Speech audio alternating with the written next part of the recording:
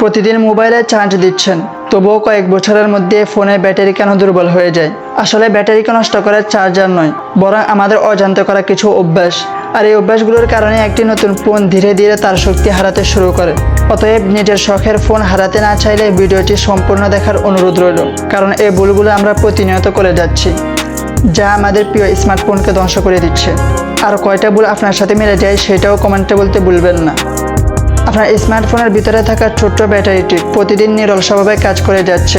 Call, message, video game সব কিছুর শক্তির উৎস এই ছোট্ট অংশটি। কিন্তু সময়ের সাথে সাথে এর ক্ষমতা কমতে থাকে কেন? এর উত্তর লুকিয়ে আছে ব্যাটারির ভিতরে রসায়নে। আধুনিক স্মার্টফোনে ব্যবহৃত লিথিয়াম আয়ন ব্যাটারি প্রতিবার চার্জ ও ডিসচার্জ হওয়ার সময় ক্ষুদ্র রাসায়নিক পরিবর্তনের মধ্যে দিয়ে যায়। এই পরিবর্তন ধীরে ধীরে ব্যাটারির ধারণ ক্ষমতা কমিয়ে দেয়। তবে স্বাভাবিক ক্ষয়ের চেয়েও বড় সমস্যা তৈরি করে অতিরিক্ত তাপ। যখন ফোন দীর্ঘ সময় গেম খেলে গরম হয়, রোদে থাকে অথবা চার্জে থাকা অবস্থায় ভারী কাজ করা হয়, তখন ব্যাটারির ভিতরে রাসায়নিক উপাদান দ্রুত ক্ষতিগ্রস্ত হতে শুরু করে। আরেকটি সাধারণ ভুল হলো সারা রাত চার্জে রেখে দেওয়া। যদিও আধুনিক ফোনের চার্জ নিয়ন্ত্রণ ব্যবস্থা থাকে, তবুও দীর্ঘ সময় 100% চার্জ অবস্থায় থাকা ব্যাটারির উপর অতিরিক্ত চাপ সৃষ্টি করতে পারে। বিশেষজ্ঞদের মতে ব্যাটারি সবচেয়ে স্বস্তিতে থাকে যখন চার্জ সাধারণত 20% থেকে 80% মধ্যে রাখা হয়।